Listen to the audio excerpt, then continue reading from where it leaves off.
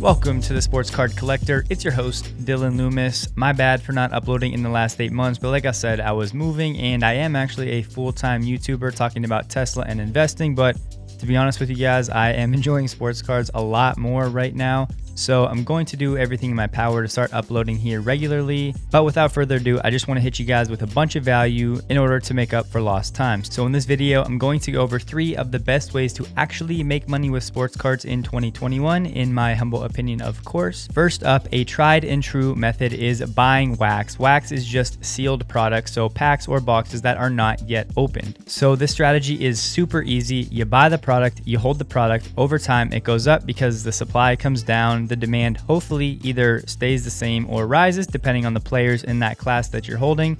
But the key is on the buy part of this. So you want to be the first one to buy the new product. So your best option is to try to buy directly from Panini. Sometimes they have Dutch auctions. You just have to check their site and see when they're offering that. If not, then you're going to have to go to your LCS or your local card shop. Hopefully you can have a relationship with them and they give you a break. I know mine locally here tends to give me like $30 to $50 off of the retail price for the box.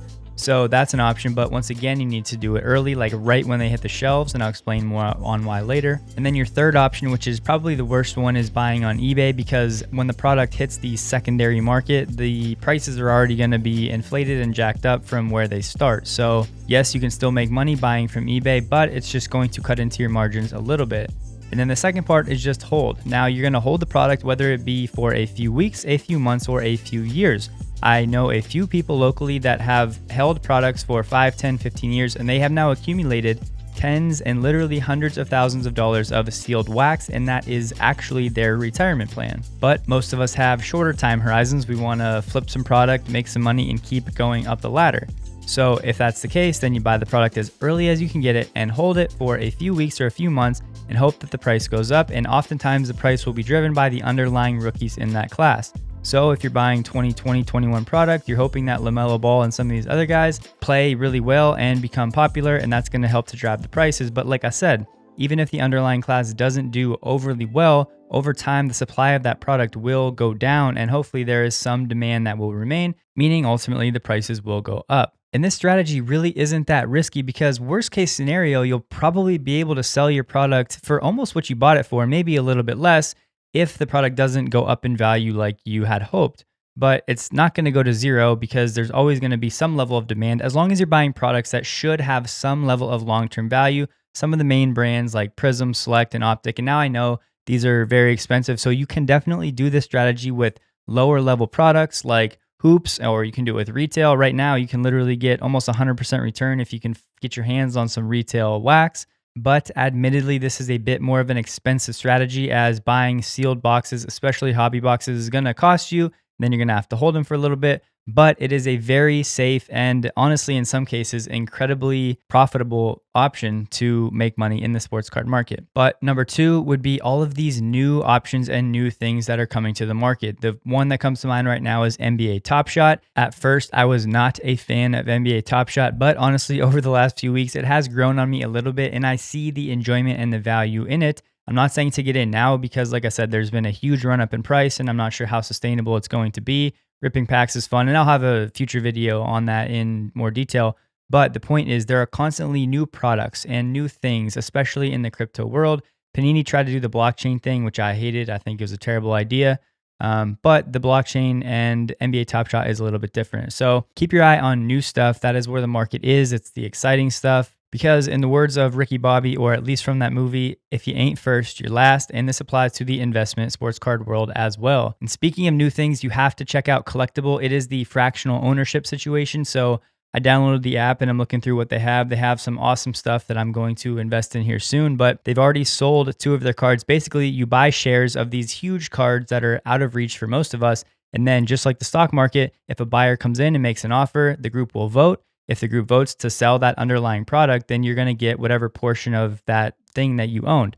So for the last 2, these people, let's say you invest $100 into a Mickey Mantle PSA 8 card, and then someone offers twice the value that you bought it in for, you're going to earn 100% on your $100 investment. So you get $200 back. So it's literally like buying stock in the stock market, but instead of the underlying asset being a company, it's a sports card or sports memorabilia in this case. So check out Collectible. There's a lot of money to be made there. Big reason is because as the sports market grows, big money is coming into the space, seeing it as an investment, and they're not looking for NBA hoops retail cards, right? They're looking for the high-end premium stuff of these studs, people who have solidified careers where the long-term value will hold and it still has room to grow. And so like I said, a lot of us don't have access to these huge high-level cards, but Collectible and some of these other companies now give us access to that. So it's definitely something to look into. But third, and my favorite way to make money in sports cards is making your own margins or buying raw cards and grading. I'm sure you've heard a lot about this before, but I want to show you guys some numbers and make it more mathematical and scientific than just kind of randomly whoever you think is playing well. So I'm going to use a 2017 Jason Tatum rookie card to kind of walk through how I go about doing this. So first, go to the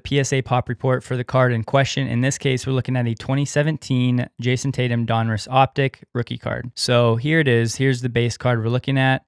Total 4,500 cards submitted to PSA, 2733 are 10s, 1703 are 9s, and then a few 8s, 7s, and 6s. So step one, go to eBay, search that exact card, go to completed listings, and then take a look at what's going on. Sort by ending recently so you can see the most recent market. And make sure you're finding the right card. So this is going to be the base, not optic. Here's an optic. And then you scroll down and I would get 3 to 4 or 5 of the most recent sales of that card. I've already done that for you guys. And I have the average raw price for this card is $70. Next, you're going to look up the PSA 9 price. So PSA 9's already sorted for us. This is a shock. These are super hard to grade, and make sure, like I said, you're being consistent. We're not looking at any sort of parallels. We just want the base card. So 250 here, 150 here. Once again, I went through these. PSA 9 average about $200 per card. Same thing, PSA 10. Now, if you're getting a lot of these shock results and you don't want them, a little eBay tip, just do minus and then shock and hit enter. And then that will exclude that word after the minus. So now all of those shock cards are gone. And we're just looking at the Tatum PSA 10 for the Donruss Optic. And then you just scroll down, like I said, pick 3, 4, 5, get an average price of what that card is going for, $464.50. I already did that. We'll put it, I like to be super conservative with these, just like a worst case scenario type of deal.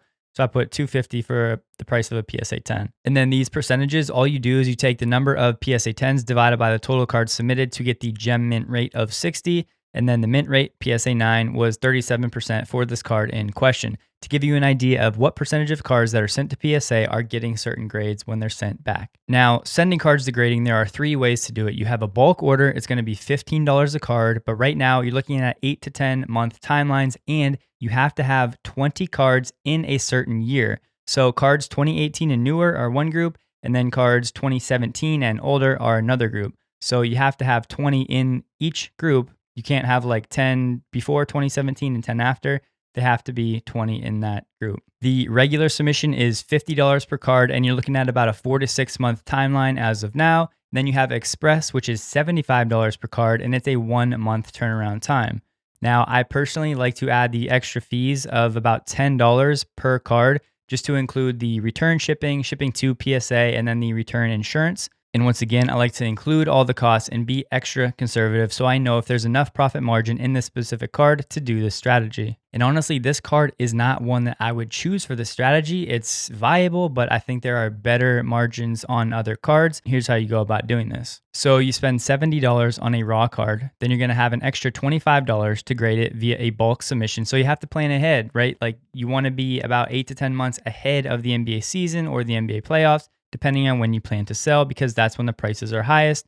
Sports cards prices are cyclical. Beginning of season, good. Middle of season, not so much. Playoffs, good if the player is still relevant. Off season, prices go down, but this is the best time to buy. So anyways, you would be in the card for about $95 to send it to PSA. So the hope is that you get a 9 or a 10. So are you going to make more than your $95 that you have invested into this card with a PSA 9 or 10? In this case, the answer is yes, but there are fees when you sell. So you need to factor in about 15% for eBay fees. So if I sell a card for $200, eBay is immediately going to take about $30 in profit. So that leaves me with about $170 after those fees. Then I have to ship it and maybe another $5. So that leaves me at $165. So I'm in for $95. I'm making $165 after all of the fees. That's about $60 per card in profit after fees and expenses if it comes back a PSA 9. And you do the same math on the PSA 10, obviously the profits are even better. So this card is actually a viable option to make some money by making your own margins, which is grading. It's just a lot more work than people think. You have to scour eBay listings, you have to check COMC, you have to go to shows and try to get your hands on these PSA 9s and 10s. You might have to buy 20, 30, 40 of these cards to get, 10 or 15 that you can actually feel good sending to PSA to make it worth your while. If it comes back at PSA 8, you might be breaking even, but nobody wants to spend all that time and effort getting PSA 8s back. So to wrap it up, just go through this exact process, do the math, figure out what exactly the market is. Of course, you can't know what the market's going to be 8 to 10 months from now, but if you plan accordingly, hopefully you'll be selling, getting these cards back at a good time in the market, like the beginning of a season or the playoffs, depending on the player. And you can do this at any level. If a $50 or $60 per card profit margin doesn't get you excited, then move up the ladder to a better prospect or a better card, and you can go down the ladder as well. So you can look for a card that sells for $5 to $10 raw, and they're still going to have, whether it's 5x or 10x for a PSA 10. Just like I said, lay it out, do the math, figure out what the margins are with all of the fees included, and then go from there. But I think that's enough for you guys to get an idea. Please like the video if you did. Let me know if you have questions. I'm happy to answer each and every one below. I thank you guys for watching until the end if you did, and I'll see you guys in the next video. I hope you have a great day.